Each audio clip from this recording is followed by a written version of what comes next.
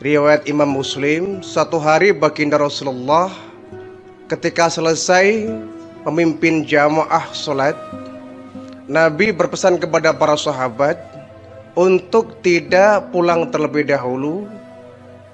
Akhirnya ketika selesai berjamaah, para sahabat kemudian duduk di tempat masing-masing, melingkar mengitari baginda Rasulullah. Selesai berkumpul, Rasulullah bertanya kepada para sahabat, "Wahai para sahabat sekalian, tahukah kalian kenapa kalian dikumpulkan di sini?" Mereka menjawab, "Kami nggak tahu wahai Rasulullah."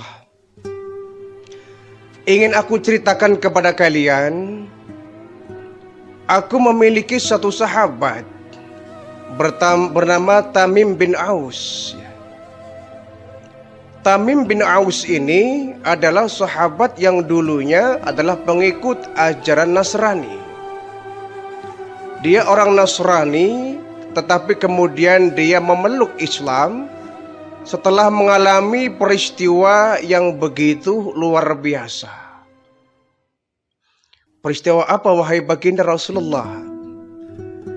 Jadi Tamim bin Aus ini satu hari dia melakukan satu perjalanan mengarungi lautan, mengarungi samudra luas selama 1 bulan penuh bersama dengan 30 kabilah Laham dan kabilah Yudham. 30 orang kabilah ini bersama Tamim bin Aus mengarungi sebuah samudra yang begitu luas. Nah, di tengah-tengah lautan, kapal yang ditumpangi Tamim bin Aus ini dihantam oleh badai. Terjadi sebuah badai yang sangat besar di tengah lautan. Angin kencang bertiup sehingga kapal yang ditumpangi oleh Tamim bin Aus bersama 30 kabilah ini terombang-ambing di tengah-tengah lautan. Terombang-ambing. Karena terjebak oleh badai yang begitu dahsyat ini, Tamim bin Aus ini bersama 30 orang kabilah ini terdampar dalam sebuah pulau. Terdampar dalam sebuah pulau yang asing. Pulau yang angker, yang asing, dan tampak tidak pernah ada orang yang menjamah pulau itu. Nah, ketika kapal laut Tamim bin Aus ini terdampar dalam sebuah pulau, mereka kemudian turun di pulau itu, menyelusuri semak-semak belukar yang ada di pulau itu bersama 30 orang yang ada itu. Nah, kaget luar biasa Tamim bin Aus beserta 30 orang lainnya itu ketika sampai di sebuah pulau itu, pulau yang sepi itu, menemukan ada seekor binatang, tetapi binatangnya sangat aneh. Jadi berambut panjang, sekujur tubuh rambut semua. Dari kepala sampai ekor sampai kaki itu rambut panjang sekali. Hampir-hampir tidak bisa dibedakan mana kepala, mana ekor. Saking rambutnya itu begitu panjang si binatang itu. Ditanya, "Kau siapa?" itu. "Kau siapa?" kata Tamim bin Aus. Kemudian binatang ini menjawab, "Saya Jasasah." "Jasasah? Apa itu?"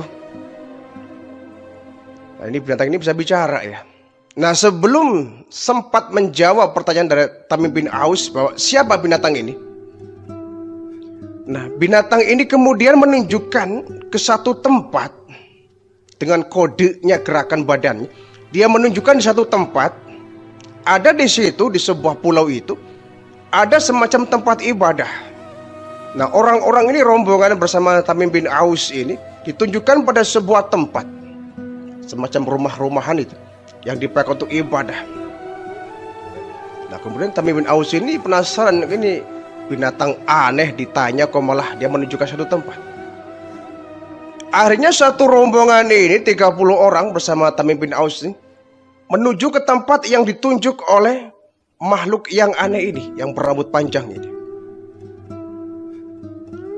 Akhirnya masuklah rombongan ini ke dalam tempat ibadah ini. Dan kaget luar biasa, di dalam rumah ibadah itu terdapat ada seorang laki-laki menyeramkan. Badannya penuh dengan bulu, matanya cuma satu tengah-tengah. Kemudian tangan dan kakinya dirantai menggunakan rantai yang terbikin dari besi. Kaget ini Tamim bin Aus. Ditanya oleh Tamim bin Aus ini, celaka, kamu siapa? Kata Tamim bin Aus. Nah, laki-laki yang dirantai ini kebalik bertanya, seharusnya saya yang bertanya, siapa kalian? Berani-beraninya ada di pulau ini, siapa kalian? Kami ini orang yang terdampar dalam sebuah pulau ini. Kenapa berani menuju ke tempat ini? Kata laki-laki yang dirantai ini. Kami ditunjukkan oleh binatang yang aneh ini ke tempat yang ada dirimu di sini. Dan kami nggak tahu bahwa tempat ini ada kamu di sini. Kami bertanya, siapa kamu? Kok kamu dirantai seperti ini? Kalian rupanya, kata laki ini, sudah tahu tempatku ya.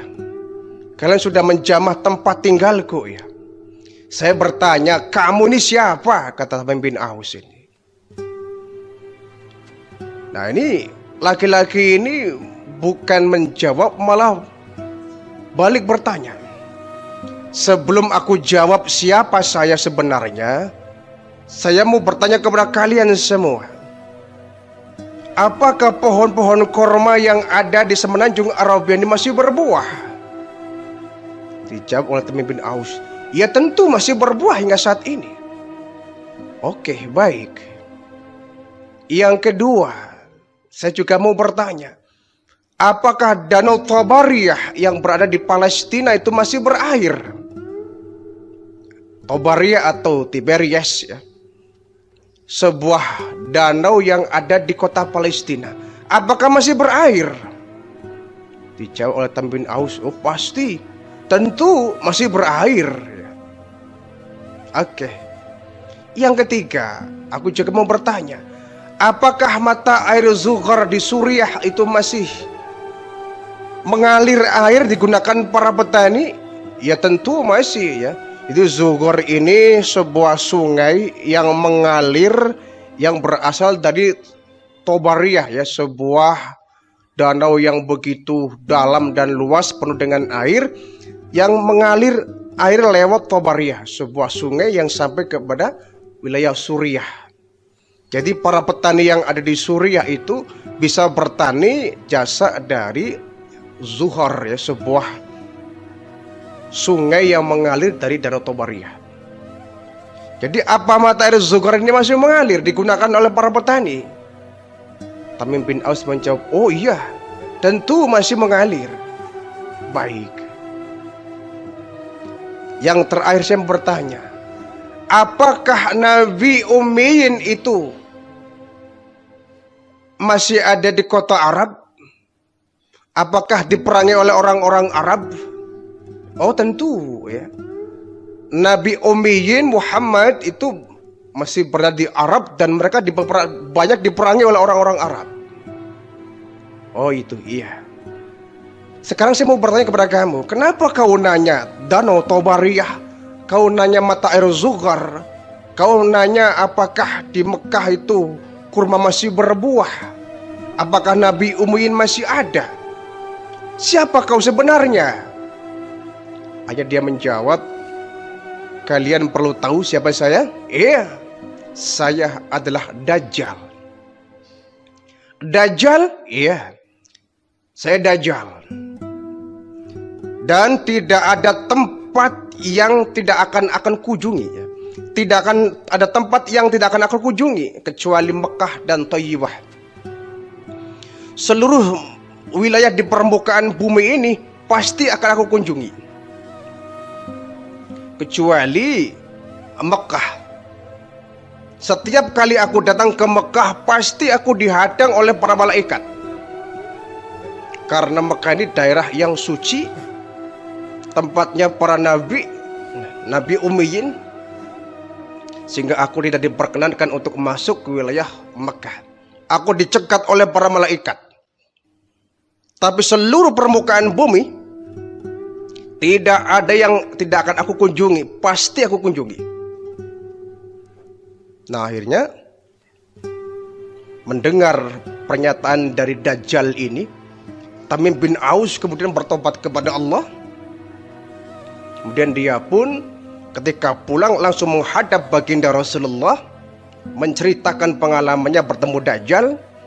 Dan Tamim bin Aus kemudian memeluk agama Islam, menyatakan diri sebagai Muslim, bersyahadat di depan baginda Rasulullah, ya Rasulullah, sungguhnya peristiwa yang aku alami di satu pulau yang aku kunjungi itu, ketika aku terdampar, membuat aku sadar bahwa engkaulah Nabi yang ditakut-takuti oleh Dajjal, sehingga aku yakin bahwa engkaulah Rasulullah.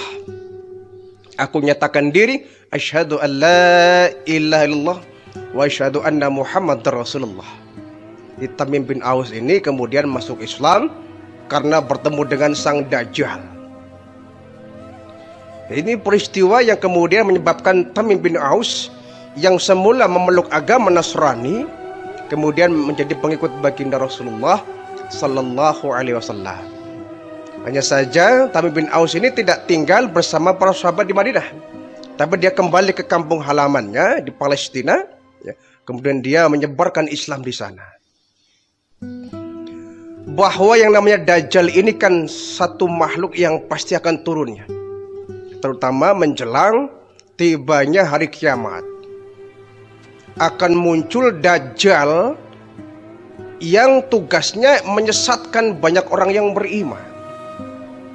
Banyak orang yang beriman ketika itu, menjelang akhir kiamat itu, yang disesatkan oleh Dajjal. Jadi Dajjal ini disimbolkan bahwa di tangan kanan dia membawa air, di tangan kiri dia membawa api. Kalau dia menawarkan air kepada orang, sesungguhnya itu api. Sementara kalau ia menawarkan api kepada orang, sesungguhnya itu air. Jadi memutarbalikan fakta itu kerjaan Dajjal. Yang hak dibilang batil, yang batil dibilang hak. Yang haram dibungkus dengan sesuatu yang halal, yang halal dibungkus sesuatu yang haram, sehingga orang banyak yang tertipu. Jadi ucapan Dajjal itu seolah-olah untuk kepentingan manusia, tapi hakikatnya menjerumuskan manusia dari jalan Allah. Oleh karena itu kita bermohon kepada Allah, janganlah sampai kita menemukan satu zaman di mana di zaman itu ada Dajjal yang bisa merusak iman kita. Ya walaupun di zaman kita ini Dajjal pun udah banyak bergentayangan, tapi Dajjal kelas kecil, ya. Dajjal kelas teri. Adapun nanti menjelang hari kiamat yang muncul Dajjal kelas kakap.